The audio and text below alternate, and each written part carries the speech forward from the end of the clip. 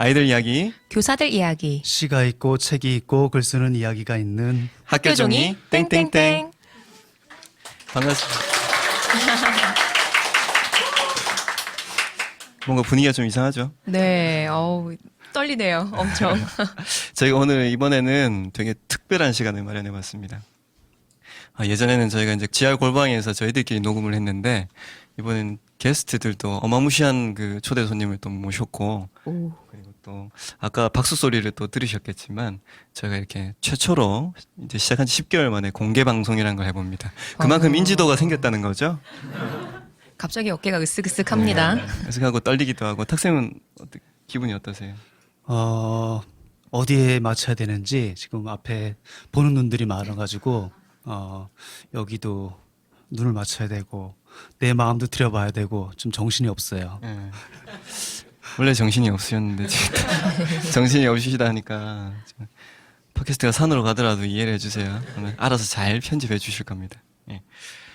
저희가 이번 달의 주제는 어린이는 모두 신이다라는 주제로 할 건데요. 교실에서 만나는 아이들 그리고 저희가 일반적으로 생활을 하면서 만나는 아이들이 모두 신이다, 신은 따로 없다라는 주제로 이야기를 한번 해볼 겁니다. 그리고 이 주제는요, 최근에 양철북 출판사에서 나온 어린이는 모두 신이라는 요덕 선생님 글쓰기 교육 선집에 나와 있는 책이기도 합니다. 똑같은 이름이에요. 지금 여러분들이 보시는 이 책입니다. 나중에 나가실 때 이 내용을 들어보시고 마음에 드시면 책을 구입할 수도 있습니다. 네. 저희 팟캐스트를 이제 시작을 하면 보통 이제 1부에 탁쌤 이제 교실 이야기를 듣고 교실 이야기를 하나를 듣고 이제 이야기를 시작해요. 그 전에 전희영 선생님 하실 게 있죠? 네, 제가 후기 소개를 해드리고 있습니다. 앞에 많이 계셔서 후기 쓰시면 선물을 드리니까 여기 계신 분들도 오늘 팟캐스트 녹음을 하시고 그리고 이제 이후에 자기 차시를 들으면서 내 목소리를 들으시면서 후기를 쓰시면 선물을 드리도록 할게요. 오늘은 바수라 135라는 분이 쓰셨던 후기를 소개해 드리도록 하겠습니다. 이야기를 적어주셨는데 굉장히 길어요. 빨리 읽어볼게요. 10교시까지 들었습니다. 개인적인 견해이지만 전 굉장히 춤치였는데 지는 건 또 싫어하는 성격이라 초등학교 시절 땐 반에서 약간 따돌림을 당했던 것 같아요. 그래서 시간 때우려고 택했던 게 문제집 풀기와 책 읽기였는데 3학년 때 선생님이 뭔가 바로잡으려고 생각했던지 포크 댄스를 해보자고 하시더니 1년 넘게 계속 그걸 가르치셨어요. 몸은 끝까지 안 따라가고 상황은 악화되고 그 선생님도 결국 비리 문제 때문에 자리에서 물러나게 되는 상황까지 갔었습니다. 성인이 돼서도 계속 생각이 나서 사실 초등학교에서 아이들이 선생님이 주도해서 논다고 하면 기분이 복잡합니다. 어린 시절이라 비리 문제는 상세하게 잘 모르겠지만 포크 댄스 하다가 자꾸 틀려서 묘하게 흘러갔던 분위기는 생각이 나네요. 체벌까지 겪지는 않았지만 저에게는 그 싸한 분위기 자체가 마치 체벌 같았습니다. 저학년 때부터 계속 오로지 공부만 했던 아이라서 교사들이 어떻게 해야 하는지 뒤에서 쑥덕거리시며 고민했었다는 것도 그때 한꺼번에 알게 되었어요. 부모의 세뇌 문제도 있었겠지만 만일 제가 그 문제를 마음속에서 해결하지 못한 채로 부모가 되어 아이를 가르쳤다면 아마 전 그 아이에게 세뇌를 했겠죠. 다양한 문제가 있었을 거라고 봅니다. 굉장히 긴 이야기를 보내주셨어요. 네, 후기인데 팟캐스트 이야기는 하나도 없네요. 자신의 인생 이야기를 하고 이거 어떻게 이제 상담을 해줘야 되나? 좋습니다. 그대로.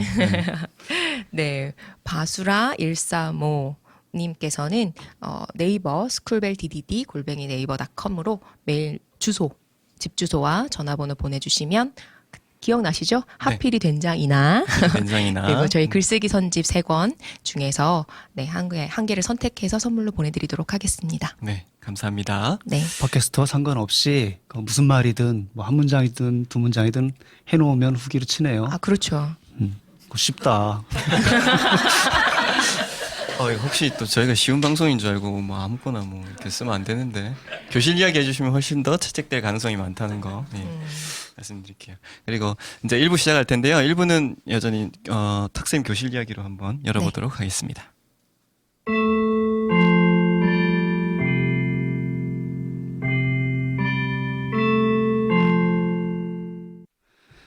제목 우리 학교에는 주인 많은 못이 있다. 통일 교육을 한다고 해서 전교생이 체육관에 모였다. 곱게 옷 차려입은 탈북 여성이 마이크 들고 아이들 앞에 서서 강연을 했다. 북한 어린이들은 방학이 되면 농장에 가서 일을 해야 합니다. 여러분은 행복하지만 북한 아이들은 그렇지 못하다는 말을 하려는 것인데 아이들 반응이 뜻밖이다. 와, 좋겠다. 탈북 여성이 당황했는지 북쪽 아이들이 고생한다는 말을 더욱 강조해서 말했다. 여러분은 방학이 되면 어디 놀러 가고 학원에 가서 배우고 싶은 것도 배우고 그러지 않습니까? 북쪽 어린이들은 그 농장에 가서 해는 뜨겁고. 아이들이 또다시 한숨을 쉬듯이 대꾸했다. 와, 18, 거긴 좋겠다. 우리 맨날 공부만 하는데. 탈북 여성은 이곳 함경도 실향민 아바이 마을 아이들이 얼마나 호미와 삽을 좋아하는지 미처 몰랐던 것이다.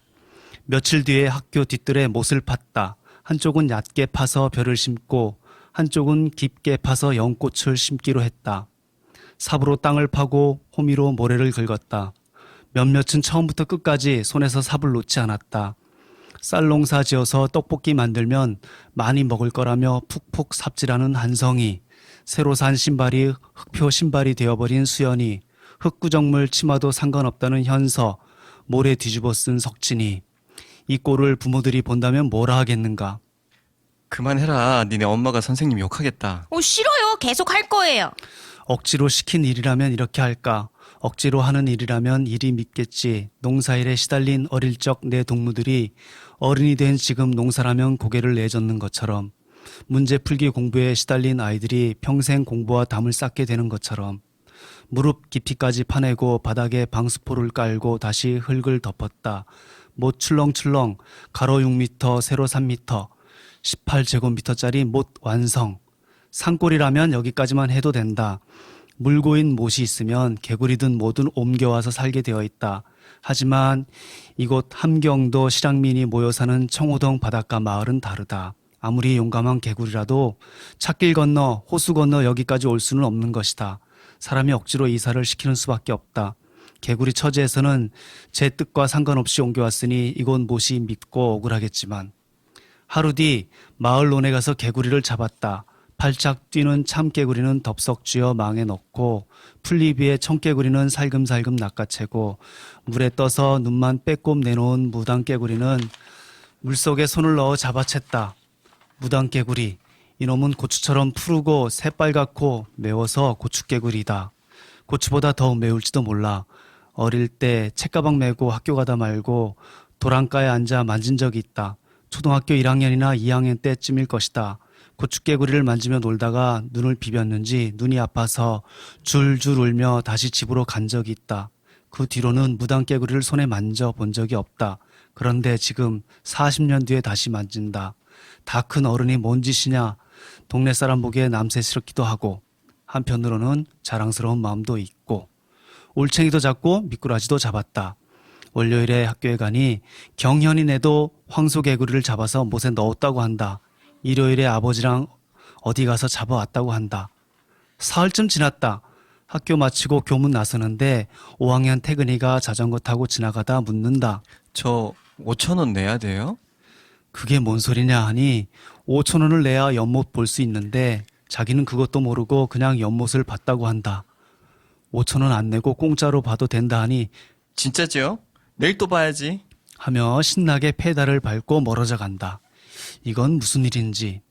아까 낮에는 2학년 남자아이가 선생님 비밀? 이러며 다가와서 내 귀에 대고 사실은 자기가 두 눈을 뜨고 봤는데 한쪽 눈으로만 봤다고 4학년한테 거짓말을 한 거라고 비밀 꼭 지켜달라고 속닥속닥 했다. 그게 뭔 소린가 하며 그냥 넘어갔다. 다음날 아침 4학년 우리 반 아이들한테 물었다. 연못에 대해 이상한 말들이 있던데 그게 뭐야? 아이들이 화를 내듯 큰 목소리로 한마디씩 떠들어댄다. 우리는 살살 보는데 다른 학년들은 막 들어가요. 뚝 무너져요. 오빠들이 자기네는 연못 파지도 않았으면서 막 가서 밟잖아요. 그래서 아무나 막 못 들어가게 규칙을 만들었다 한다. 아이들이 만들었다는 규칙은 이렇다. 1. 일 안 한 사람은 한쪽 눈으로 구경하기. 2. 몰래 보면 500원. 3. 몰래 들어가면 5,000원. 4. 2번 몰래 들어가면 10,000원. 5. 개구리 먹으면 5만 원. 6. 개구리 가져가면 20만 원. 7. 땡땡땡. 이게 주인 행세라는 거겠지. 내가 한마디 했다. 니네가 주인 행세하면 주인 아닌 아이들은 도둑같이 나쁜 마음이 될지도 몰라. 밤에 몰래 와서 연못을 망가뜨릴 수도 있어. 귀한 것일수록 큰 목소리는 못 지켜. 규칙으로는 못 지켜. 총칼로도 못 지켜. 아이들이 와글와글 비상대책 의견을 냈다. 우리는 연못 만들 때 일을 해서 주인이 되었으니까 다른 학년도 일을 하게 해서 주인으로 만들자. 돌멩이 하나라도 갖고 와서 꾸미라고. 그러면 자기가 일했으니까 다 같이 주인이 된다. 연못에 있는 개구리 보고 참 예쁘다고 칭찬만 해도 주인이 되게 하자. 모두 주인이 되게 하자. 좋은 방법 같아. 주인이 되면 두 눈 뜨고 연못을 아끼겠지. 연못도 연못에 비친 하늘도 구름도 더 귀하겠지. 도망친 청개구리. 청개구리가 연못에 있었다. 다음날 가보니 없어졌다. 내가 개구리였더라도 도망치고 싶었을 것이다. 애들이 몰려와서 와 개구리 봐라 하고 소리치고 손으로 만지고 해서 귀찮았을 것이다. 김한성. 우리 학교에는 주인 많은 못이 있다. 벼가 자라고 물풀이 자라고 참개구리 청개구리가 울고 무당개구리가 흑흑 울고 미꾸라지가 바닥을 헤집고 우렁이가 기는 못 하늘과 구름이 있고 흙물로 몸이 얼룩덜룩한 아이들의 손때가 있는 못. 그런데 좀 후회스럽기도 하다. 아침이면 나한테 와서 오늘 점심시간에는 우리랑 좀 좀비놀이 하고 놀아요. 술래잡기 해요. 축구해요. 하며 나랑 친하던 아이들이 갑자기 싸늘하다. 다들 연못에 몰려가서는 와글와글 개구리 올챙이랑 인사하느라 나는 본체 만체. 내 인기가 개구리보다 한참 밑으로 추락할 줄 어찌 알았겠나. 내가 바로 인어공주. 인어 아저씨라 우기며 연못가를 기웃기웃거리며 예쁘게 노래도 불러봤지만 시끄럽다고 못생겼다고 저리 꺼지라고 욕만 먹고 연못 괜히 만들었다.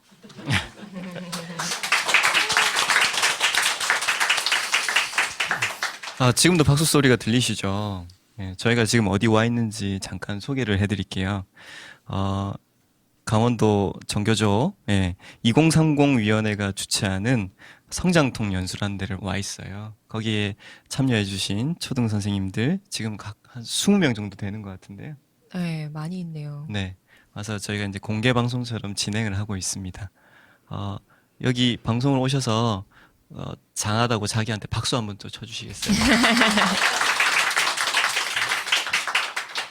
원래는 저희가 한 300명 정도 신청을 했었는데 20명 정도로 줄였어요. 공간이 저희가 얼굴 협소해서. 보고 뽑았죠 아마. 얼굴 보고 뽑았죠. 네, 네. 지금 실제로 보셔야 되는데 너무 아름답고 선남선녀들이 앉아 계시네요. 네. 탁쌤이 초등학교 있을 때 이야기인가요? 예.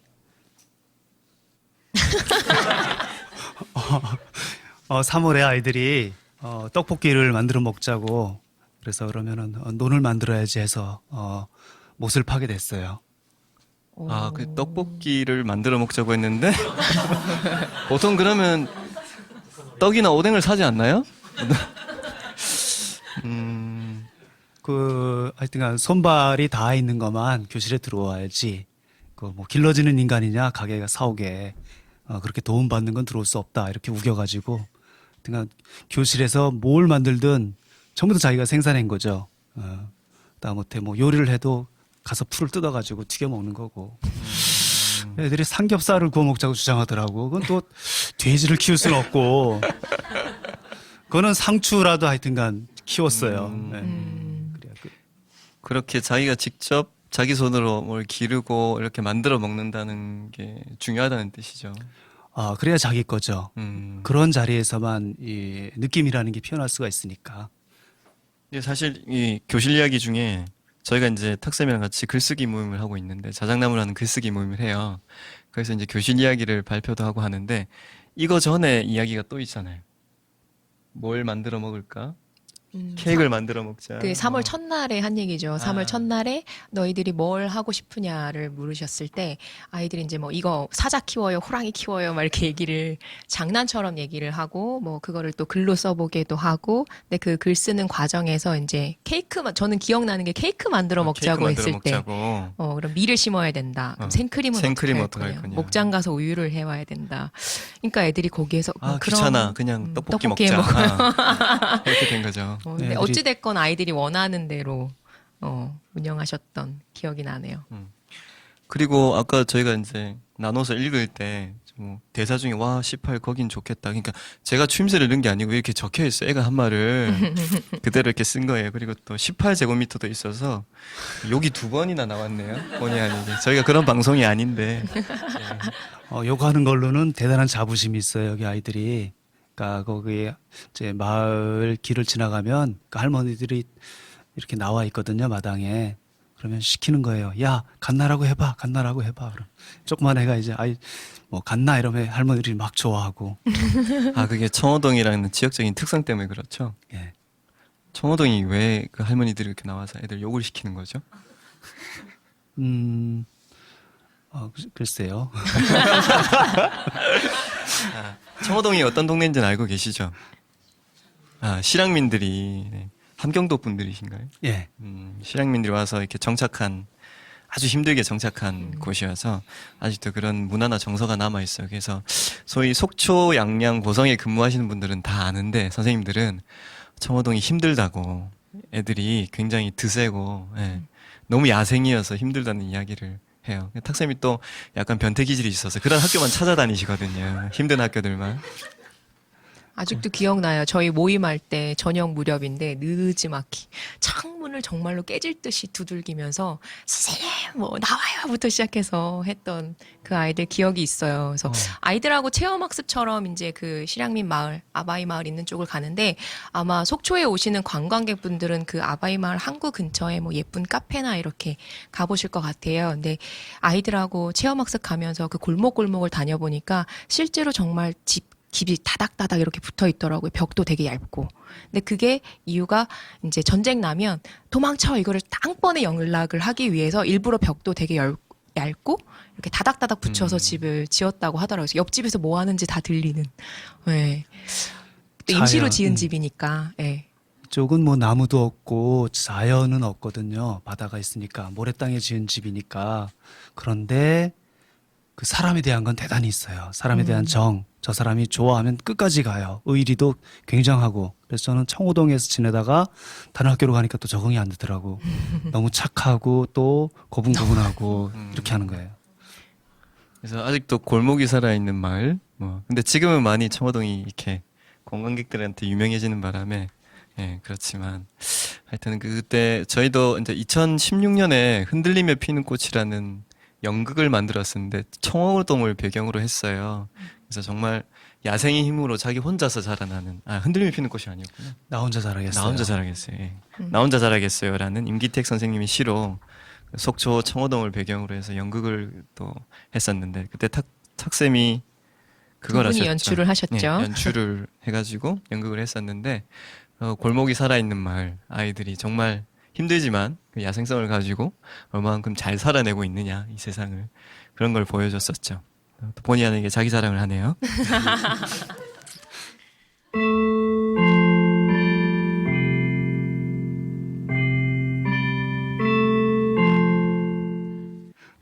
저희가 이제 이번 시간에 이제 이야기할 내용은 어린이는 모두 시인이다라는 주제로 한번 이야기를 나눠보겠습니다. 시 진짜 어렵잖아요, 그죠? 어렵나요? 시라고 이야기하면 머리가 지끈거리기 시작한다는 그런 분들도 계시고 저희가 예전 팟캐스트 할 때 그 이제 시에 대해서 한번 간단하게 이야기 나눠본 적이 있어요. 자기가 생각하는 좋아하는 시들도 가서 한번 와서 이야기도 해보고 했는데 그럼에도 불구하고 뭔가 잡힐 듯 말 듯한 게 시더라고요. 그런데 좋은 시들의 공통된 특징 같은 것들은 좀 있는 것 같아요. 그래서 시란 무엇인가 이게 굉장히 큰 화두이고 저희가 대답할 수 없는 그리고 대답을 한다고 해도 온전하게 완벽하게 대답할 수 없는 주제이긴 하지만 저희가 이번에는 시란 무엇인가 교실 안에 시를 가지고 한번 이야기를 나눠보도록 하겠습니다. 그 전에 저희가 이야기 나누기 전에 소개할 그 초대 손님이 있잖아요. 그런 눈으로 보시면 어쩌자는 거죠? 네. 저는 그렇지 않아도 계속 지금 트림이 나와서 이게 들어가도 되는 건지 안 되는 건지 몰라서 안 됩니다. 너무 들어가면. 힘들었어요 지금. 참여하고. 예, 제 소개를 하면 되나요? 예, 저는 노마라고 합니다. 노래하는 한마의 준말이고요. 음악을 하는 사람이고 음악으로 먹고 사는 사람입니다. 네, 저는 김준성이고요. 나비공장 2호란 이름으로 음악을 하고 있고, 네, 지금 잠시 강원도에서 지내고 있는 서울 청년입니다. 서울 청년을 굉장히 강조하시는데 저도 서울 청년입니다. 저도 서울 자주 가요. 저희도 한 달에 두 번, 네. 자주 가기 무슨 자주. 한 달에 한 번 녹음하러 꼭꼭 가니까 근데 왜 노래하시는 분들이 하필 시의 얘기를 하시는데 오셨죠? 궁금하시죠? 그 이제 2부에 되면 저희가 이제 본격적으로 이야기를 그래요? 풀 건데 시와 노래가 또 결코 다르지 않더라고요. 네. 최초의 시는 노래가 아니었을까? 혹은 최초의 노래는 시가 아니었을까? 이런 아주 복잡하고 의미 있는 주제로 해보기 위해서 저희가 어렵게 초대 손님을 모셨습니다. 예, 이야기하시다가 중간중간에 저희 목소리가 아닌 목소리가 나오더라도 끄지 마시고 끝까지 들어주는 인내심 가져주셨으면 좋겠고요. 그리고 지금 저희가 이제 방청객들한테 시를 고를 수 있는 책들을, 참고 서적들을 나눠드렸어요. 네. 저희 방송을 들어주시는 중간중간에 한번 살펴보시고 마음에 드는 시를 나중에 직접 낭독도 하고, 네, 그리고 그 시에 관해서 이야기해보는 시간을 가질 겁니다. 네. 갑자기 표정들이 어두워지시는데요. 네. 그럼 이 시란 무엇인가라고 이렇게 이야기할 때 뭐라고 이야기할 수 있을까요? 선생님, 읽는 사람들, 독자가 생각하기에 시는 뭐일까요?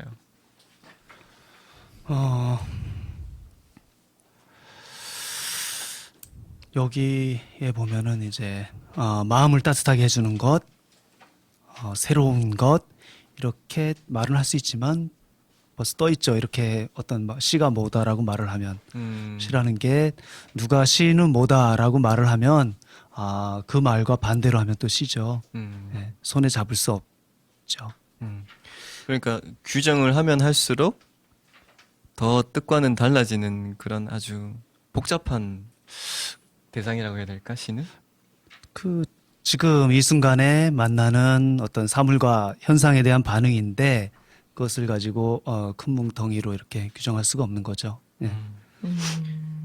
그 어린이는 모두 시인이라는 책에 읽는 사람에게 시는 어떤 걸까 이렇게 이야기를 하셨을 때 탁쌤이 아까 이야기하신 게 마음을 따뜻하게 해주고 또 새로운 세계를 우리한테 열어서 보여주고 그리고 자유롭게 살아가는 마음을 갖게 해주고 우리의 마음을 높은 곳으로 끌어올려주고 참된 것을 찾아내고 희망을 주는 거.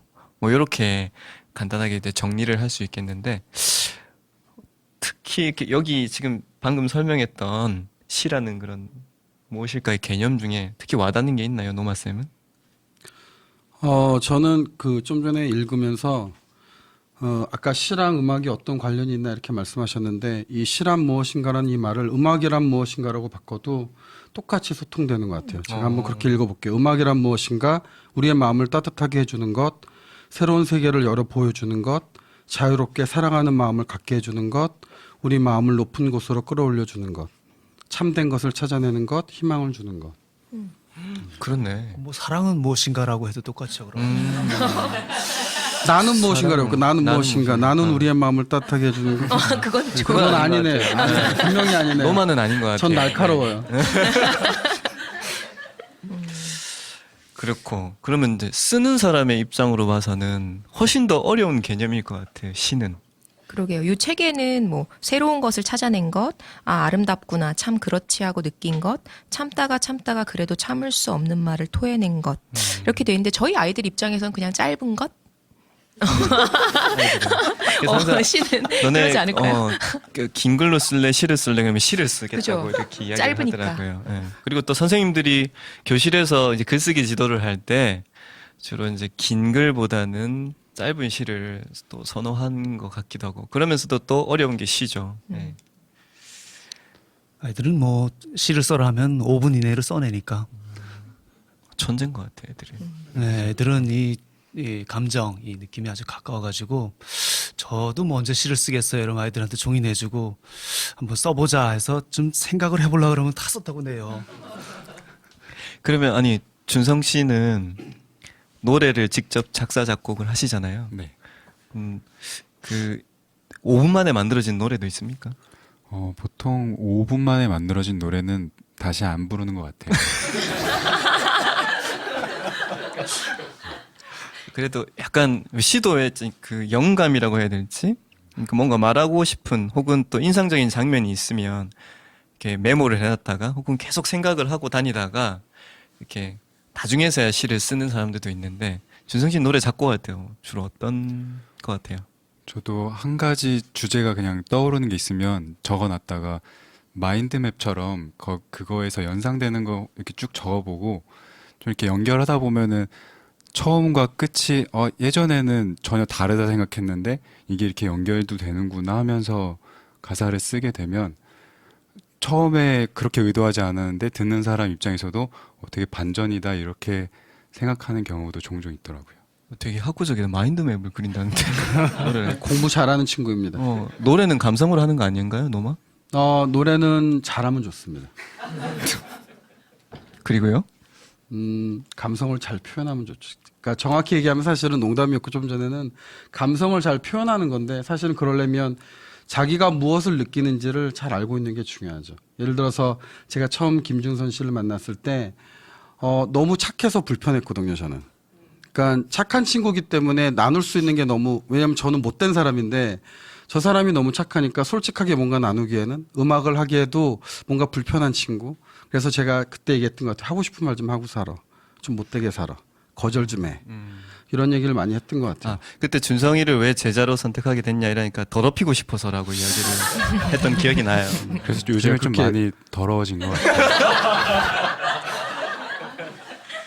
그리고 지금 서울 사람이라고 하지만 처음에 하였거든요. 지금 6개월 만에 거의 뭐 깜둥이가 다 됐어요. 지금. 시커매 애가. 근데 시골에 와서 살고 계시잖아요. 양양에 와서 살고 계신데 시골 생활은 어때요?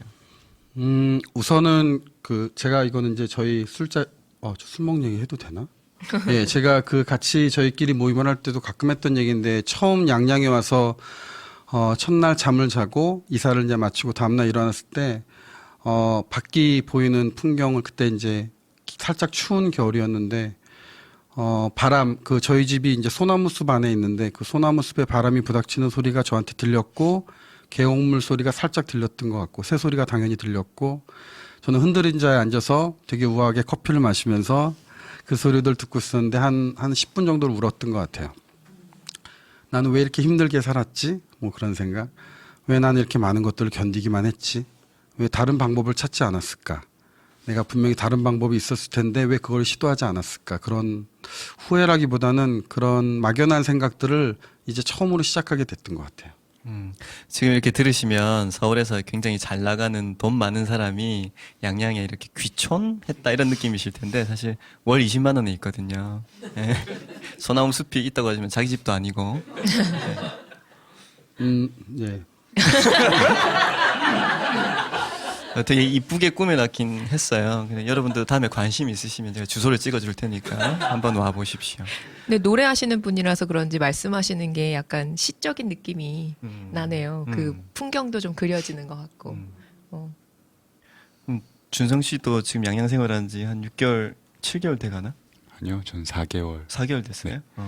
저는 사실 뭐 반 강제로 선생님이 갈래 해서 시작을 했는데 지금은 거의 120% 만족하면서 지내고 있고 물론 처음에는 같이 살까 이러다가 지금은 따로 집을 구해서 네. 같이 살면 오해하실까봐 좀 겁나는 것도 있었어요. 그래서 따로 집을 구해서 살고 있는데 선생님 집은 좀 멋있게 이렇게 소나무 숲 밑에 이렇게 있는데 저희 집은 이렇게 산 바로 밑에 있는데 네. 집도 살짝 기울어져 있고 네. 밤마다 방충망으로 이렇게 제 손바닥만한 나방들이 찾아와서 처음엔 좀 부담스러운데 이제 네, 익숙해져서 이제 이러다가 다시 가겠거니 하고 아침 되면 가더라고요, 애들이. 그래서 그냥 좀 잘 적응해서 잘 살고 있습니다. 근데 이거 분명히 짚고 넘어가야 될 건 제가 그 집을 구해준 건 아니에요. 그 집을 누군가가 소개시켜줘서 선택한 거지. 저도 제가 선택한 거지. 네. 너는 이 집에서 살고 나는 이 집에서 살겠다라고 얘기한 건 아니에요. 근데 그 집을 원래 지금 살고 계신 집을 준성이한테 소개할 수도 있었잖아요. 제가 마음에 드는데 그걸 소개시켜줘야 네, 그럴 필요는 없다고 생각합니다. 어쨌든 지금 나누는 대화로서는 왜 데려왔는지 잘 모르시겠죠. 이게 다 시랑 노래랑 연결되어 있습니다. 예. 들으시다 보면 결국은 예, 내용이 같을 거란 걸 알게 되실 겁니다.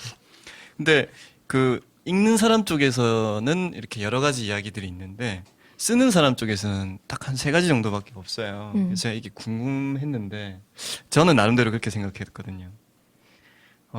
오히려 독자에게 있어서 시는 굉장히 다양한 의미일 수도 있겠다. 그래서 쓰는 쪽보다 읽는 쪽이 해석의 여지도 굉장히 다양하고 의미가 굉장히 다층적으로도 느껴지고 그리고 읽는 이에게 더 많은 감정을 불러일으키는 게 시가 아닌가. 그래서 이렇게 읽는 사람 쪽의 개념이 훨씬 더 이렇게 풍부하고 많은 게 아닐까 그런 생각을 했거든요. 기특하죠. 시인이시잖아요. 갑자기 묻고 싶네요. 왜 쓰세요? 쓰는 이유? 시는 아니고요. 예. 시를 좋아하고 쓰긴 하는데 그냥 안 쓰면 안 될 것 같은. 그러니까 뭔가 이걸 시를 쓰면 이렇게 좀 정리되는 게 있어요. 사실 좀 정리하기 위해서 쓰는 거예요. 그때는 굉장히 폭발적으로 다가오는 감정, 느낌 이런 것들도 쓰고 나면 이렇게 해소가 되더라고요. 그래서 좀 개인적으로 이렇게 해소하려고 이렇게 쓰는 것 같아요. 전 개인적으로 제가 시를 써보려고 하면 해소가 아니라 스트레스가 쌓이더라고요. 그것도 선택하는 방법에 따라서. 아마 이 대부분의 선생님들이 그 학교 현장에서 아이들을 시 지도를 할 때, 시쓰기 지도를 할 때 가지고 있는 그 모순점이 아닐까 생각이 들어서 저희 이번 팟캐스트 강연만 들으시면 아이들을 모두 시인으로 만들 수 있습니다. 교사뿐만 아니라 아이들도 시인으로 만들 수 있는 탁쌤이 그렇게 해드릴 겁니다. 그렇진 않아요. 이렇게 쓰는 사람 쪽을 별로 들어놓지 않은 게 끝이 없거든요. 수백, 수천, 그날 그러니까 시는 무엇인가는 어떤 시나 아이들이 써놓은 시나 아이들의 말이나 이런 데서 끝없이 찾아내는 거잖아요. 여러 아이들이. 그래서 좋아요. 이래서 시가 됐어요. 그러니까 이건 엉뚱해서 시가 돼요. 말이 안 돼서 시가 되어도 있고 아주 작은 걸 날카롭게 찾아 들어가요. 어든가 반전이 있어요. 여기를 보여주기 위해서 다른 세계를 데려와 비유가 있어요. 이런 식으로 끝없이 얘기를 하죠. 그거는 1년 지내면은 1년 내내 얘기를 해도 다른 얘기가 나오죠. 시가 무엇인가를 찾아가는 게. 그래서 시가 무엇인가를 계속 얘기하는 거는 또 어떻게 살아갈 것인가, 어떤 길은 무엇인가를 찾는 거하고 똑같기 때문에 그래서 많이 들어놓지 않은 것도 있어요. 마지막 말씀이 굉장히 인상적이네요. 시나 무엇인가를 찾아가는 길은 어떻게 살 것인가. 그거하고 맞닿아 있다고. 그래서 이 책에서는 어린이는 모두 시인이라는 책에서는 그 지도 방법에 대해서 이야기를 또 이렇게 잠깐씩 하셨는데 취재 지도와 구상 지도가 있다고 그렇게 이야기를 하셨어요. 이효덕 선생님은. 예. 그 이효덕 선생님도 이거 한 가지가 아니라 여러 책들이 다 다르게 얘기를 하죠. 그때 들어온 아이들 얘기나 늘 다른 시에 대해서 계속 탐구가 있는 거죠. 여러 걸로. 여기에서 보면은 정말 이효덕 쌤이 시는 어떻게 써야 된다라든가 시는 무엇이다 이렇게 규정을 하지는 않았어요. 끝없이 그 상황, 그 순간에서 잡아내죠. 그러니까 감정의 물결을 일으키는 모든 사물과 현상, 이 세상에 있는 모든 사물과 현상이 다 되는 거죠. 이렇게 마음이 이렇게 움직이는 걸 잡아내는 거. 그래서 보면은 리코더 어떤 아이가 교실에서 공부 시간에 리코더를 꺼내고 장난치다가 자기도 모르게 삑 소리를 냈잖아요. 그럴 때 아이가 깜짝 놀랄 거 아니에요. 음. 이거 선생님한테 들킨 거잖아. 이거 딴짓하다가. 그러면 쌤이 아주 예민하게 얘기를 하죠. 삑 소리가 나고 반 아이들의 눈길이 글로 탁 모였을 거 아니야. 선생님도 거기를 딱 보고 그러면은 야, 너가 삑 소리를 내서 아이들의 눈길이 너한테 탁 와서 모였을 때 어떤 마음이 들더나 그 순간을 적어봐 이렇게 하는 거죠. 뭐 그 뒤에도 마찬가지가 있죠. 아프다가 늦게 온 아이가 며칠 만에 돌아온 아이가 있죠. 몸이 아파서 있다가 그럴 때 반 아이들한테 하는 게 그 아이가 왔을 때 손을 내밀어서 만져봤냐, 너 얼마나 아팠는데 이제 다 나았니?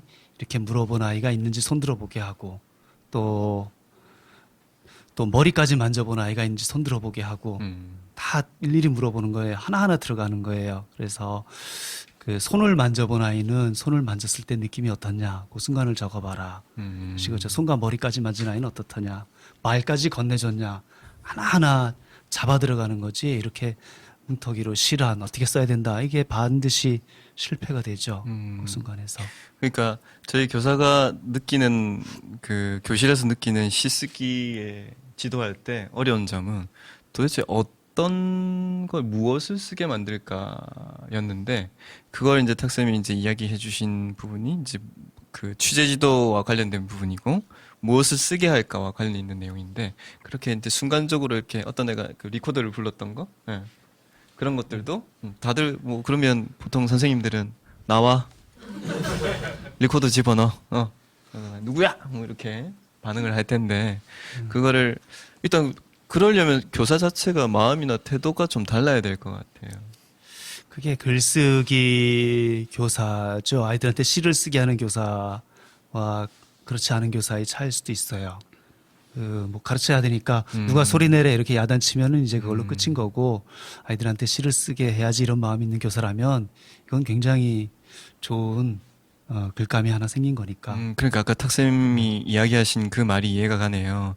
글쓰기를, 시를 쓰는 걸 가르치는 거는 아이가 어떻게 사는 것을 가르치는 거랑 맞닿아 있다고. 그러면 노마 같은 경우에는 제자들이나 이렇게 많이 그 보컬 트레이너이시기도 하고 음악을 만드시는 분이시기도 하고, 그리고 요즘엔 티칭 아티스트라고 해서 예술 교육을 이렇게 많이 하시는데, 아이들한테 접근이라든지 제자들한테 접근, 이런 부분들은 어떠세요? 지금 탁쌤이 말씀하신 부분하고 관련해서. 우선은 그 아까 리코더 같은 경우도 저는 좀 이렇게 느껴지는 것 같아요. 좀 다른 관점일 수 있는데, 그 리코더라는 그 악기가 내야 되는 음을 내지 않았을 때 그것을 들은 사람이 어떻게 살아온 사람인가라는 것에 따라서 되게 다르게 느껴질 것 같아요. 어렸을 때 아빠가 계속 소리를 질렀던 사람이면 되게 불편할 수도 있을 것 같고요. 아니면 락, 흔히 말하는 헤비메탈을 좋아하는 사람이면, 선생이었으면 되게 그 소리가 재밌었을 수도 있을 것 같고요. 아니면 저처럼 재즈를 공부한 사람이면 그게 텐션으로 들렸을 것 같아요. 흔히 말하는 플랫 나인, 뭐 이런 식으로 절대음감은 그런 것들까지도 소리로 들리거든요. 그러면 흔히 말하는 텐션음이라 그래요, 저희는. 그러니까 흔히 말하는 기본음들, 도미솔이 아니라, 예를 들어서 제가 잠깐 설명을 드리면 1도 화음은 도미솔이거든요. 근데 저는 어렸을 때는 그게 도미솔만 맞는 음인 줄 알았던 거죠. 근데 저희가 재즈를 공부하고 알아보니까 모든 음들이 맞아요.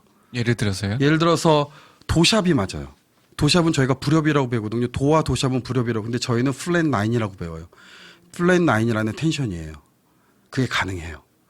그러니까 모든 음들이 다 그 안에서는, 근데 재즈라는 걸 그러면 사람들이 어려워서 그런 건가가 아니라 모든 음들이 갖고 있는 가망성을 인정해 주는 거죠. 그러니까 그거를 조금만 바꾸면 아이들이 느끼는 모든 것들의 가망성을 인정해 주게 되는 거예요. 그러니까 제가 좀 이따 나누려고 사실은 몇 개 준비한 얘기가 있는데, 그 중에 하나를 얘기하면 교육이 먼저냐 감성이 먼저냐가 아마 선생님들의 고민이실 것 같아요. 제가 이따가 좀 이 얘기는 진지하게 해보고 싶었던 얘기인데, 제가 초등학교 아이들을 만나보니까 저희는 너무 이뻐요. 왜냐면 저희는 잠깐 만나고 오잖아요. 정말 이뻐요. 정말 미칠 것처럼 이뻐요. 2학년은 너무 이뻐요, 진짜. 근데 선생님들은 너무 힘들어요. 그러니까 우리가 너무 이쁘다니까 그러시더라고요. 이쁘죠? 그러면서 저희도 처음 봤을 땐 이뻤어요. 네, 무슨 말인지 정확히 이해는 못하는데 알 거는 같아요. 그러니까 아이들이 자꾸만 소리를 내는 것에 있어서 저희는 잠깐 그 소리를 듣기 때문에 그 소리가 너무 이쁜데 선생님들은 그 비명 소리와 그런 것들을 매일매일 듣다 보니까 그게 선생님들이 갖고 있는 감성을 자꾸만 건드리게 되는 거죠. 왜냐하면 우리도 불안한 감성들이 있잖아요. 우리가 느끼는 우울한 감성이 있고 슬픈 감성이 있고 내가 바로 방금 전 학교 오기 전에 내 남자친구랑 싸웠고 내 아이가 소리를 질렀고 여러 가지 감성을 가지고 아이들을 만나는 거기 때문에 선생님들한테도 감성이 있잖아요. 그렇기 때문에 그 감성을 가지고 아이들을 대하게 되니까 어쩔 수 없는 것 같아요. 그러니까 저는 그게 정말 선생님들의 딜레마일 것 같아요. 내가 교육을 시키기 위해서 아이들한테 시끄러 조용히 앉아라고 얘기할 것이냐 아니면 아이들의 감성을 중요시 여기기 위해서 아 그랬니? 그러면 내가 너한테 어떻게 해주면 좋을까라고 말하느냐. 이 딜레마는 정말 큰 딜레마일 것 같아요. 그 김준성 씨도 지금 학교에 방과 후 기타 강사를 하고 계시거든요. 실제로 이렇게 조카나 이렇게 가까이 보던 초등학생과 만나서 아이들을 가르치는 거는 또 어떻게 다른지 좀 궁금해요. 사실 저도 아이들을 되게 좋아하는데 이미 조카들로 많이 지쳐 있긴 했었어요. 근데 방과후를 가서 애들을 만나보니까 애들이 너무 귀엽고 그리고 워낙 많은 인원이 아니라 적은 인원으로 제가 진행을 하다 보니까 내 애들은 저를 기타 선생님이라고 보는 것보다 약간 놀이 강사로 생각하고 항상 도착하기 전에 놀 준비를 다 해놓고 제가 초반에 그거를 이제 일부러 그냥 다 넘어갔거든요. 왜냐하면 기타를 가르쳐 주려고 오긴 했지만 애들이 선택해서 온 게 아니라 사실 부모님들이 다 신청을 해서 온 거다 보니까 내가 억지로 가르치면 애들이 기타라는 악기가 싫은 악기가 되고 약간 앞으로는 아예 거들떠보지도 않을 것 같은 느낌이 들어서 처음에는 애들이랑 좀 놀아주고 애들이 무슨 생각을 하는지를 좀 알고 싶다라고 했는데 저는 이제 선생님들처럼 노하우가 없다 보니까 계속 놀다가 끝난 네. 근데 아이들이랑 대화하면서 애들은 되게 많은 것들을 표현하고 싶은데 되게 많이 눌려있구나를 많이 느꼈어요. 그래서 그래 그냥 이 시간만큼이라도 니네가 뭐 기타 하나 좀 배운다고 뭐가 크게 달라지겠냐. 차라리 여기서 좀 더 풀고 가라 이런 느낌으로 냅두긴 했는데 근데 아무래도 아이들이 풀 수 있는 곳이 많지 않더라고요. 애들이랑 얘기를 해보니까 그게 좀 안타깝긴 했어요. 진짜 최고의 방과 후 강사 아닌가요, 탁생? 예. 저 학교에서는 그러니까 교사와 아이들이 같이 생활할 때 교사가 가장 유리하죠. 다들 표현하고 싶은데 가장 많은 말을 하잖아. 팟캐스트처럼. 저렇게 자기 말보다 들어주는 사람이 많으니까 아이들이 숨 쉴 때가 있죠. 그 예전 사실 저희 학교에서 기타 강사를 하고 계시거든요. 방과 후 강사를. 제가 뭐 초빙한 건 아니고요. 네. 예전에 기타 강사 선생님이 조금 여자분이셨는데 되게 엄하셨어요. 그래서 애들이 기타를 너무 하기 싫어하는 거예요. 그래서 그분이 마지막에 듣고 계실 수도 있는데 이렇게 그렇게 얘기해도 돼요? 그분이 들으실 분이 아니세요. 네. 괜찮습니다. 막 함부로 할 거 이름까지 밝힐 거야 나. 그래서 만족도 조사를 하면 되게 낮게 나온데도 불구하고 학교가 시골에 있다 보니까 방과 후 강사들이 안 오는 거예요, 시골까지. 그래서 저희가 되게 싸게 싼 가격에 젊은 사람을 모셨죠. 네. 또 되게 멀리 있거든요, 학교가. 자기가 사는 곳과. 근데 애들이 그런 거는 있어요, 확실하게. 얼마나 좋은 훌륭한 기타 강사인지. 이 강사를 들으시면 방과 후 담당 선생님들은 김준성 연락 꼭 주시기 바랍니다. 전화번호를 네. 이따가 마지막에 부르면 안 되나요? 네. 좋죠. 아이들이 기타를 예전에는 끌고 다녔어요. 이렇게 질질 방과 후 교실까지. 근데 애들이 요즘엔 항상 준비를 하고 있어요.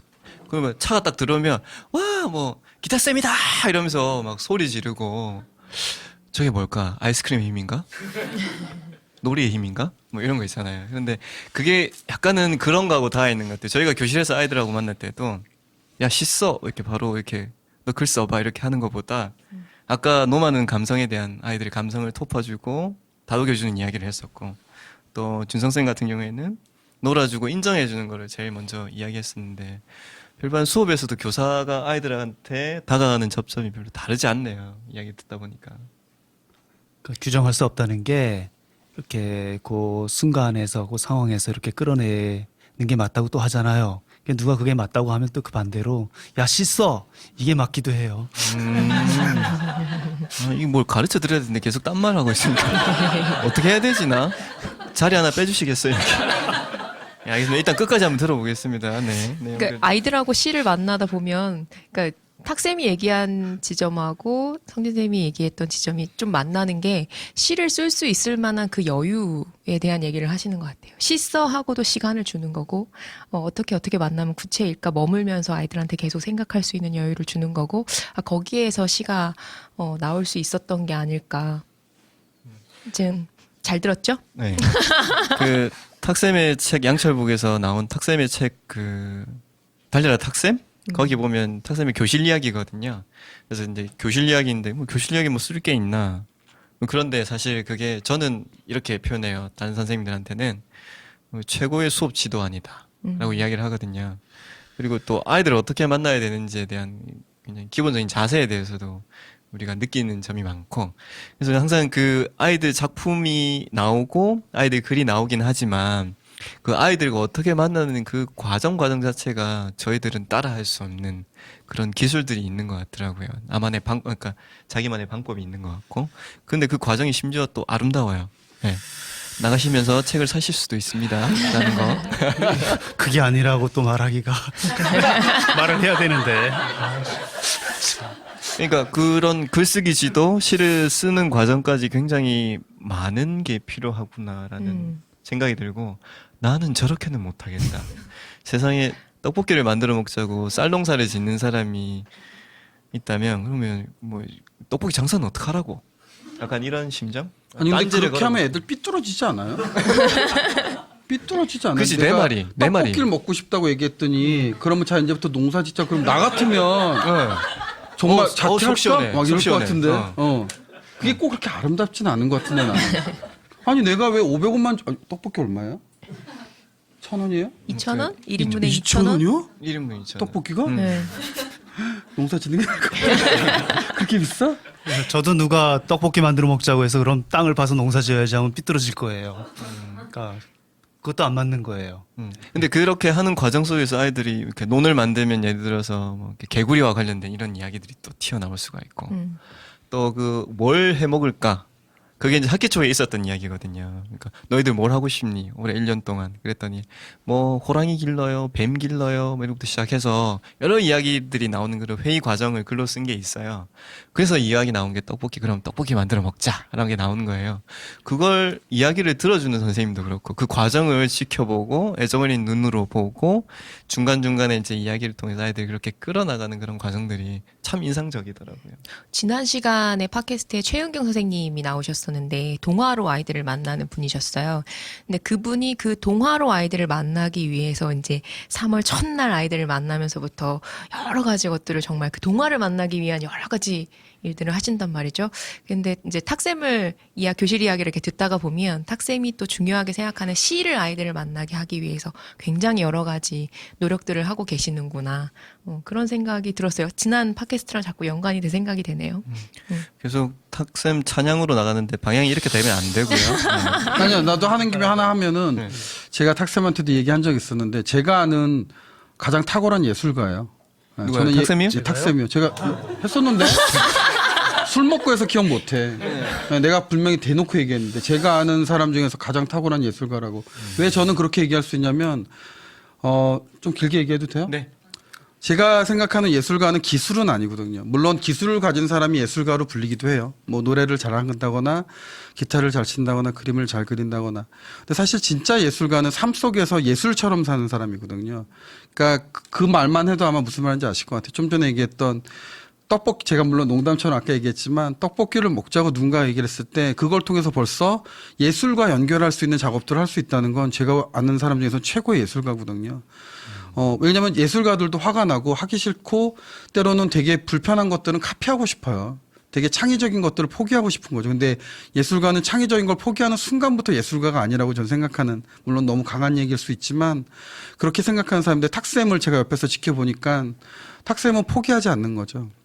끝까지 불편한 지점에서 딱 그걸 마주치게 됐을 때 분명히 쉽게 갈 수 있는 방법이 있다는 걸. 저도 탁쌤네 학교에 이제 아이들을 만나러 자주 가서 이제 옆에서 보는데 그 모습을 보면서 느낄 때마다 분명히 쉬운 지점들이 있는데 그 쉽게 넘어갈 수 있는 지점들이 있는데 좀 더 창의적이고 불편한 걸 선택하시는 거죠. 애들이 막 저를 5학년 애들 데리고 가 선생님 저희 논 있어요 이러면서 딱 보여주는데 정말 이 제 팔 이렇게 두르면 될 만한 논이 있는 걸 보고 깜짝 놀랐거든요. 애들이 그걸 하는 걸 보면서 이 사람은 뭐 하는 사람일까? 어떻게 나조차도 나처럼 예술가로 대놓고 예술가라는 이름으로 사는 사람도 생각할 수 없는 저런 창의적인 생각들을 어떻게 학교 안에서 더군다나 이 시스템이라는 엄청난 구조를 가지고 있는 곳에서 저걸 만들어내고 할 수 있을까? 그러니까 샘나더라고요.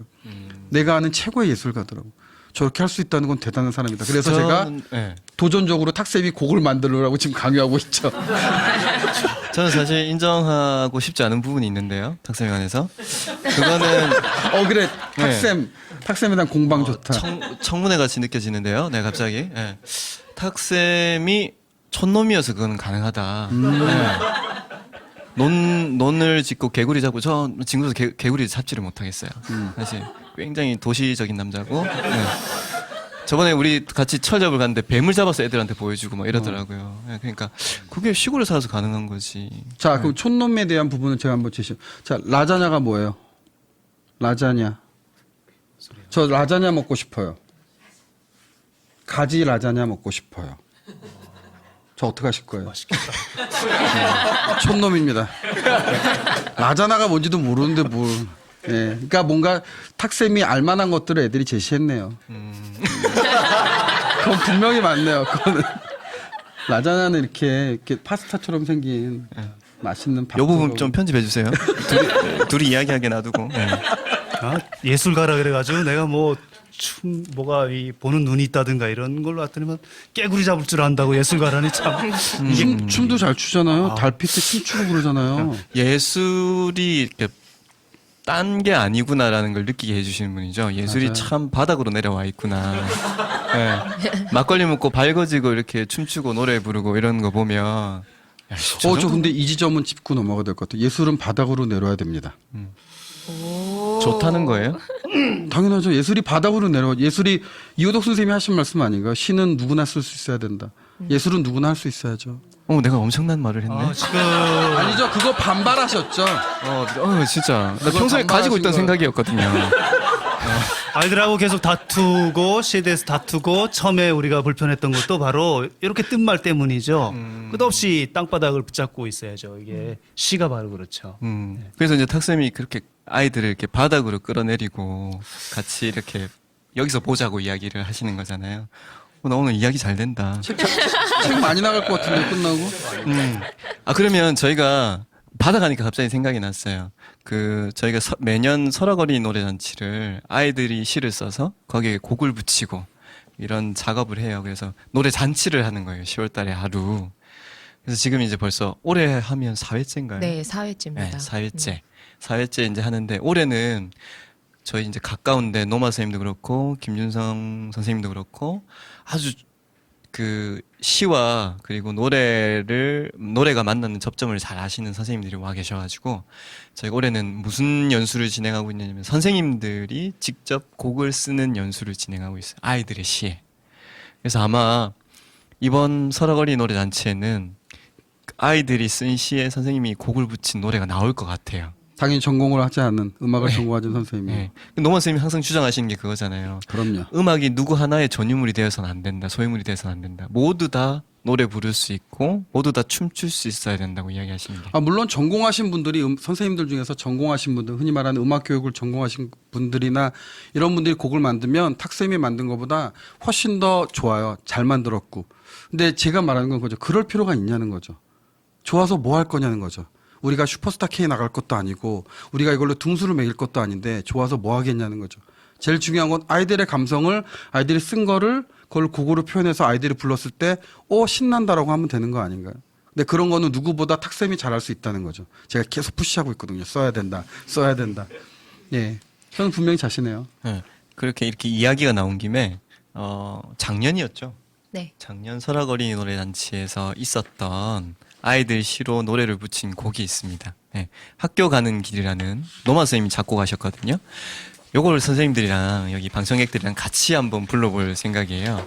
그러면 먼저 이 노래를 직접 연주해 주시고 노래까지 같이 불러주실 김준성 선생님이 나와 계시죠? 우리 김준성 선생님하고 옆에 계신 우리 정일원 선생님, 정일영이 아니고요. 전일영입니다. 전일영 선생님, 전일영입니다. 전일영 선생님이 객원으로 저희 할 때 항상 많이 도와주셨었어요. 두 분이 같이 불러주시면 참 좋을 것 같아요. 한번 먼저 들어보시고 그다음에 다 같이 한번 따라 노래 불러봤으면 좋겠어요.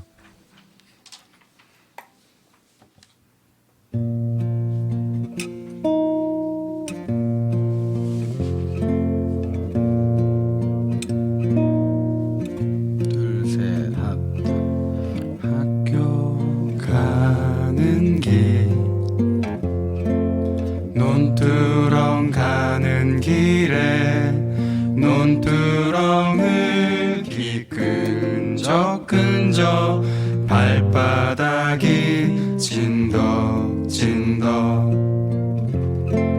학교 가는 길 개울가 가는 길에 시원한 바람 살랑살랑 따스한 햇살 꼬물꼬물 빨리 가야 하는데 그러다 학교에 늦을 텐데 신발은 투성이 개울물이 나를 부르네 학교 가는 길 설레는 마음 안고 선생님과 친구들 얼굴 떠올리며 웃음 짓네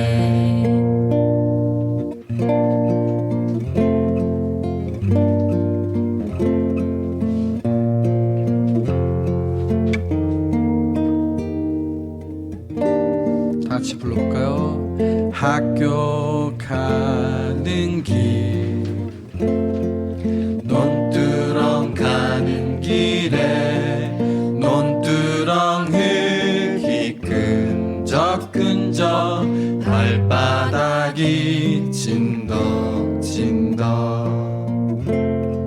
학교 가는 길 개울가 가는 길에 시원한 바람 살랑살랑 따스한 햇살 꼬물꼬물 빨리 가야 하는데 그러다 학교에 늦을 텐데 신발은 투성이 개울물이 나를 부르네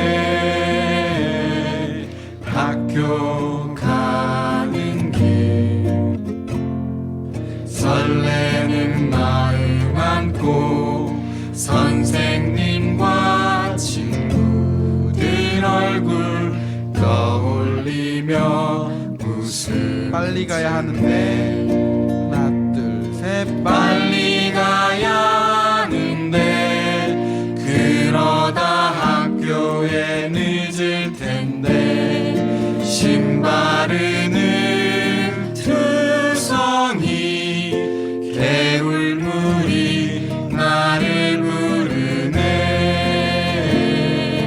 학교 가는 설레는 마음 안고 설레는 마음 안고 선생님과 친구들 얼굴 떠올리며 웃음 짓네 떠올리며 웃음 짓네 떠올리며 웃음 짓네 학교 가는 길 즐거워 학교 가는 길 즐거워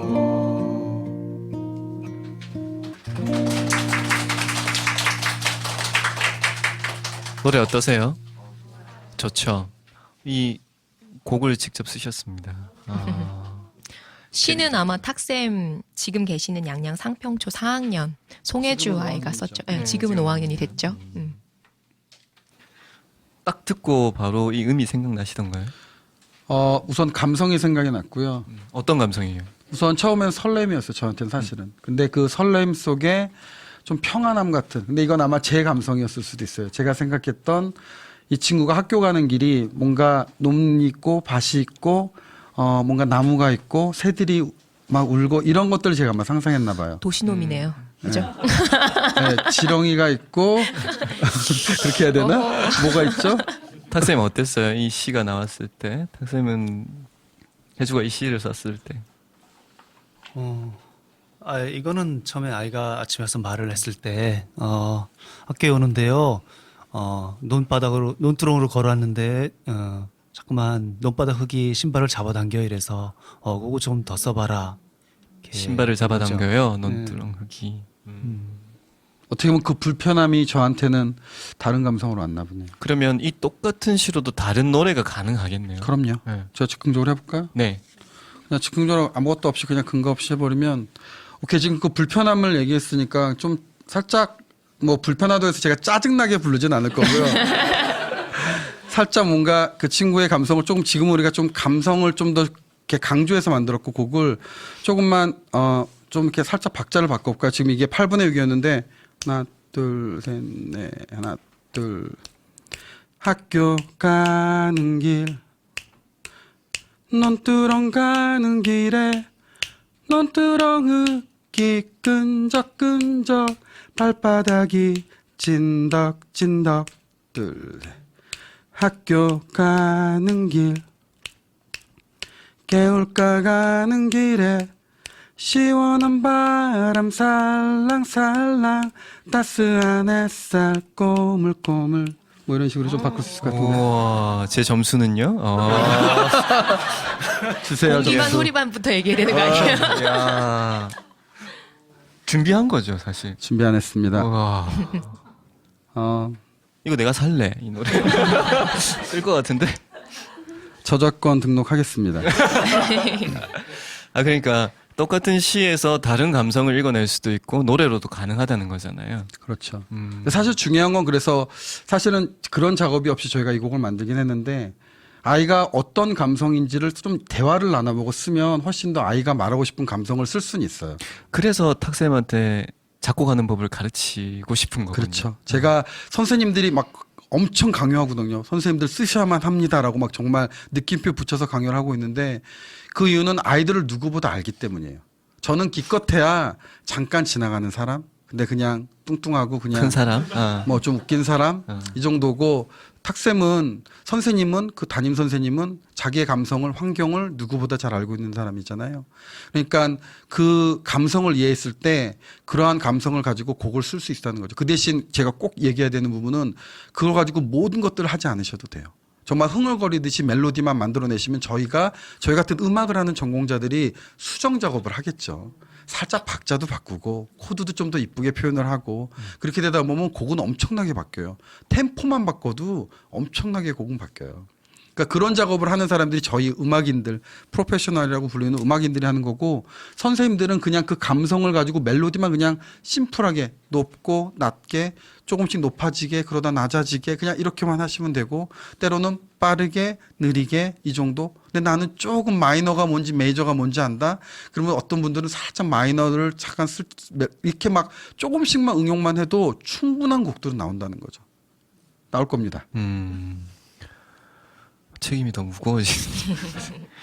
근데 정말 의미 있는 작업일 것 같긴 해요. 누구보다 그 아이들을 가까이서 지켜보고 이 시가 나온 배경에 대해서 아니까 탁쌤이 또 작곡하시면 어떤 곡이 나오게 될지 되게 궁금하네요.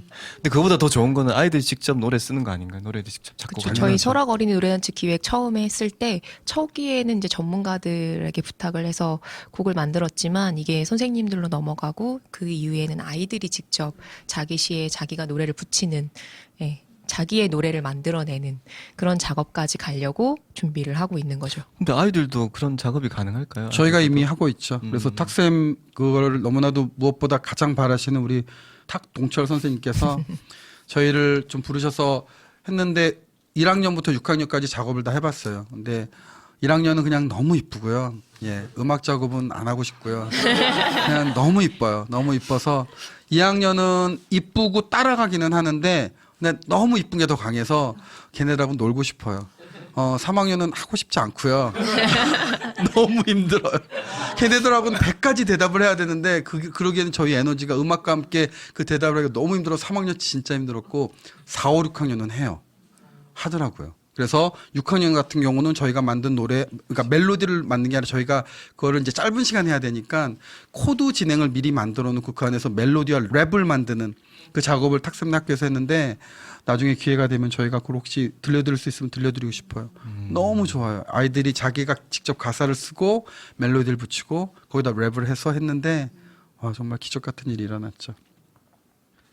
와, 이렇게 시 하나로도 되게 다양한 일들을 해볼 수 있군요. 아이들이랑 놀 수도 있고 노래도 지어보고 뭐 뿐만 아니라 탁쌤의 그 교실 일기를 보면 애들이랑 연극하는 이야기도 있거든요. 네. 그런 걸 가지고 시를 매개로 굉장히 다양한 활동을 할 수 있겠구나라는 생각이 또 들었어요. 그리고 이야기 나누다가 중간에 이제 그 잠깐 이렇게 딴 곳으로 새긴 했는데 그 이 책에 보시면 이효독 선생님 또 그런 말씀도 하셨어요. 현실의 감동을 어떻게 그 중심 초점을 가지고 이야기할 것인지. 아까는 취재 지도에서는 무엇을 가지고의 좀 더 방점이 있다면 구상 지도는 이렇게 이야기하셨네요. 감동을 어떻게 표현할지. 예.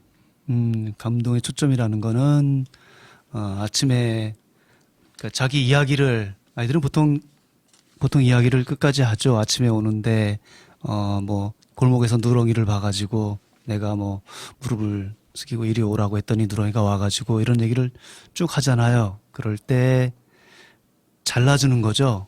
여기서 내가 무릎을 굽히고 이리 와 했을 때 다가오는 순간을 잡으라고 하든가 내가 누렁이의 머리를 쓰다듬을 때고 그 느낌을 잡으라고 하든가 이렇게 초점을 잡아주는 거죠. 도려내기를 말씀하신 것 같아요. 도려내기 그 부분을 탁 떼가지고 좀 더 구체적이고 자세하게. 예. 그러니까 감정이라는 건데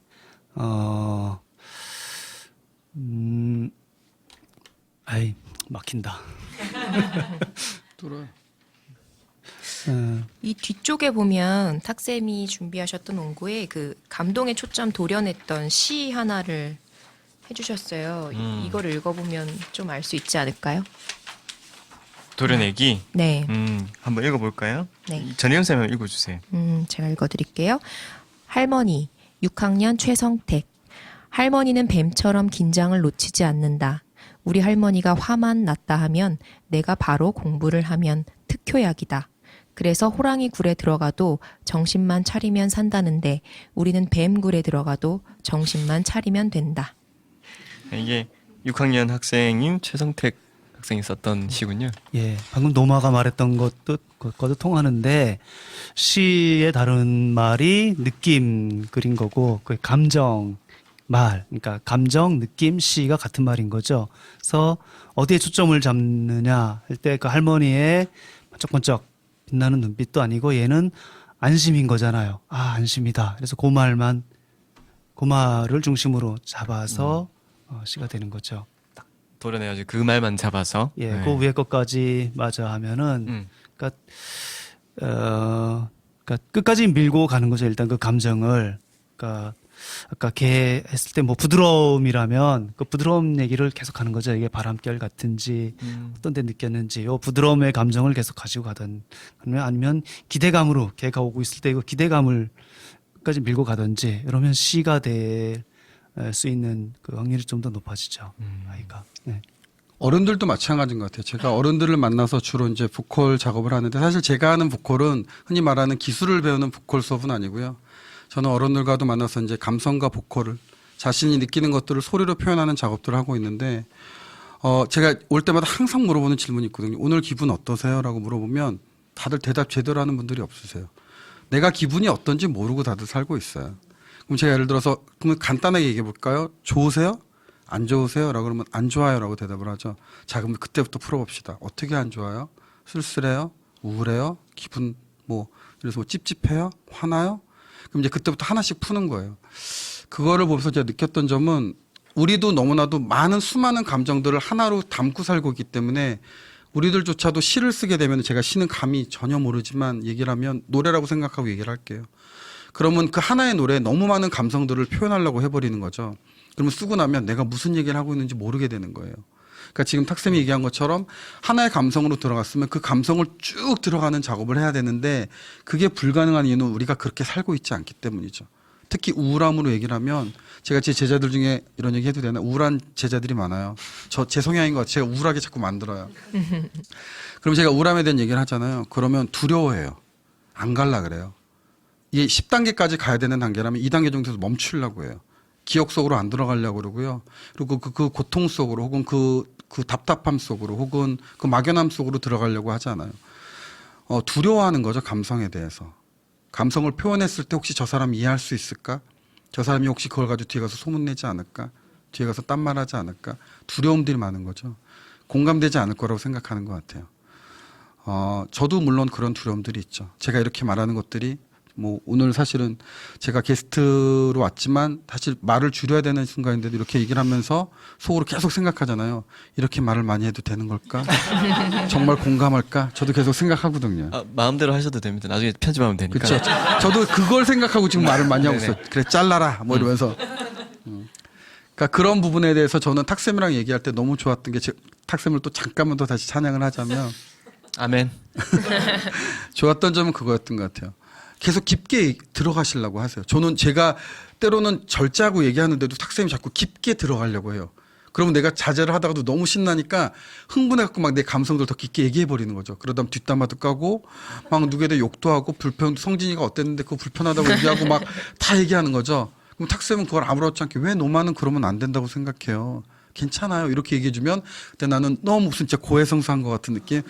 아 기분 좋다. 이제는 뭔가 해야겠다. 뭐 이런 느낌. 근데 아이들도 그럴 것 같다는 거예요. 저는. 아이들이 그냥 얘기하게 냅둬 주세요. 그 대신 지금 탁쌤이 말한 것처럼 방향성만 좀 제시를 해주면 그 감성에 대해서 얘기를 한 다음에 애들이 또 딴 데로 가면 그 깊게 못 들어가거든요. 그러니까 그것만 이끌어주면 아이들은 시도 쓸 거고요. 음악도 만들 거고요. 예, 뭐 드럼도 칠 거고요. 그림도 그릴 거고요. 아마 애들이 그것에 대한 두려움이 사라지면 더 깊게 들어가려고 할 거예요. 저는 그렇게 믿습니다. 지금 이야기를 듣다 보니까 그 아이의 말에서 이렇게 시를 찾아주는 게 교사가 또 어떤 교실을 만들 건가와 이렇게 맞닿아 있다는 생각이 드네요. 그래서 저희가 지금 계속 탁쌤 찬양 쪽으로 가고 있는데 이런 분위기 굉장히 안 좋고요. 저 네. 욕할 수 있는 것도 되게 많아요. 나중에 부탁하시면 제가 한 10가지 나열할게요. 자제하시고. 아직 끝날 때 됐지 않았나요? 예, 지금 이야기를 나눠보니까 너무 많은 내용이 나와가지고, 네, 이야기를 좀 적게 하고 노래를 좀 부르려고 데려왔더니 더 말을 많이 해가지고, 자르려니까. 네. 저희가 이어서 가도록 하겠습니다. 저희가 아까 그 팟캐스트 녹음 시작하기 전에 선생님들 이렇게 의자 위에다가 시를 이렇게 참고할 수 있는 시가 적혀 있는 책들을 몇 권 올려놨어요. 그래서 같이 낭독하고 이야기해보는 시간을 가지면 좋을 것 같아서 네, 저 낭독해 주실 분이 한 분 지원을 해주셨어요. 자기소개부터 좀 부탁드리겠습니다. 예, 저는 춘천에서 일하고 있고요. 초등학교 선생님은 아니고 고등학교에서 국어를 가르치고 있는데 오늘 시에 대해서 이야기하신다 그래서 듣고 싶어서 왔습니다. 듣다 보니까 고등학교도 똑같이 또 고등학교뿐만이 아니라 세대를 초월해서 시란 무엇인가 어떻게 접근하면 되는가를 들을 수 있어서 정말 좋았고요. 시 한 편 낭송해 보겠습니다. 제 이름은 김병현입니다. 첫 문장. 배경음악은 없나요? 진행을 하려고 그래. 깔아주세요. 첫 문장. 엄마 눈 속에 내가 있네. 3살 아이가 완성한 첫 문장. 엄마 뺨에 양손을 기대어 두 눈을 번갈아 바라보다 한참. 어디서 많이 듣던 낯이 익은 시인데요. 네. 왜 그 시를 고르셨어요, 병현 쌤은? 이 발상 자체가 굉장히 좀 읽고 나서 뭔가 탁 치는 게 있었던 것 같아요. 예, 원래 감동이란 게 말로 표현하기 되게 어려운 것 같아요. 예, 제가 느낀 것을. 네, 제가 알기로는 병현 쌤도 교실에서 아이들이랑 시로 만나는 작업을 되게 많이 하고 있는 걸로 알고 있는데 선생님 그거 소개 좀 해주세요. 시로 만나는. 네, 아이들이랑 동아리로 하고 또 하고 있고. 아, 네. 아무래도 과목이 국어다 보니까 근데 또 인문계 고등학교에 있어서 마음껏 이런 시 수업이나 시를 쓰는 거나 읽는 거를 잘 못해요. 근데 오늘 말씀 들어보니까 제가 한 수업은 수업이 아닌 것 같습니다. 그러니까 취재하고 뭐 감정으로 들어가고 그런 작업들을 전문적으로 좀 저도 공부한 다음에 아이들에게 갔어야 되는데, 네네. 근데 저는 일단 시를 기존에 있는 시인들의 시를 배울 때 아까 말씀하셨던 것처럼 그 시가 전하고자 하는 감성, 감정, 감동을 좀 최대한 느끼게 하고 싶어서 그런 분위기를 좀 조성해 주는 편이에요. 어떻게 조성을 해주시죠? 아까처럼 배경음악을 좀 깔고요. 조명을 좀 만들고요. 그 다음에 일단 처음부터 제가 다 제시하진 않고 이 시가 뭘 말하고자 하는지 제시하지 않고 처음 읽어보라 그러고 또 꼭 낭송을 시킵니다. 아이들에게. 시는 낭송할 때 가치가 있는 거지 눈으로 보고 분석하고 뭐 해석하고 쪼개는 게 아니라고 생각을 해서 또 아이들이 그냥 느낀 감동을 최대한 지지해주고 인정해주는 그렇게 접근해서 수업을 하고 있습니다. 선생님 되게 잘하고 계신 거 아닌가요? 예, 지금 그대로 좋은데요. 감사합니다. 지금 방금 쌤이 말씀하시려고 했는데 그 시에 대해서 근데 아이들이라면은 맨 처음에 시작할 때 시란 무엇일까를 우리가 먼저 말했잖아요. 저렇게 시 한 편을 놓고 하면 아이들이 끝도 없이 얘기를 하죠. 거기에 엄마가 이렇게 뺨에 손을 대고 이렇게 보는 아름다운 장면이 있어요. 그럼 시가 장면이구나. 또 그 아이 말을 이렇게 찾아내서 기록하는 거, 아이 말을 찾아내는 그 엄마가 되게 아름다워요. 이러면 시는 찾아내기구나 라든가 또 엄마 눈 속에 내가 있네. 아이가 새로운 발견이잖아. 그럼 새로운 발견이라는 게 시구나. 이렇게 그런 구체에서 찾아내겠죠. 그게 똑같은 거죠. 다른 시가 아니라 방금처럼 다른 걸로 말을 해도. 그러니까 탁쌤 말씀은 아이들이 시를 직접 쓸 수도 있지만 그런 시를 가지고도 여러 가지 이야기를 통해서 또 다른 시를 이렇게 만들어 볼 수 있는 작업도 해볼 수 있겠네요. 그러니까 서로 그렇게 말을 하면 어떤 아이가 시를 내놨을 때 아이들이 말을 하죠. 저게 왜 좋아요? 어디가 시가 됐어요? 이렇게 하면은 서로 이렇게 북돋아지죠. 그래서 시가 나왔을 때 그럼 나도 써볼래, 나도 써볼래. 같이 교사 혼자의 응원이 아니라 학급 전체의 응원이 되죠.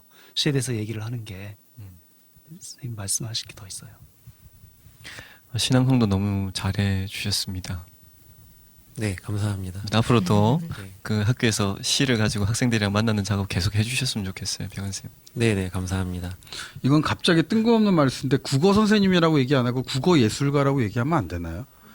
그러니까 지금 하시는 작업은 뭐 조명을 맞추거나 배경음악을 깔거나 이런 것들은 되게 예술가들이 하는 행동이거든요. 그러면 나는 선생님 자체도 국어 예술가인 것 같아요. 수업 예술가네. 감사합니다. 아까 말씀해주신 그 예술에 대한 말씀해주실 때 되게 공감도 되고 좀 맞아 저거지라는 생각을 했거든요. 저도 앞으로 좀 그런 정체성을 가지고 아이들을 대하겠습니다. 네, 고맙습니다. 네, 감사합니다. 꽤 긴 시간 동안 저희가 얘기를 했죠. 시에 네. 대해서. 시에 대해서 이야기를 했고, 그래서 이번 시간에는 저희가 이제 어린이는 모두 시인이라는 내용을 가지고 여러 가지 이야기들을 이렇게 두서없이 나눠봤어요. 그리고 이제 2부에는 저희가 조금 더 그 노래와 관련된 부분들에 대해서 조금 더 이야기를 해보고 싶어요. 시 읽는 얘기. 시 읽는 이야기랑. 예. 그러면 이번 시간은 이걸로 마치도록 하겠습니다.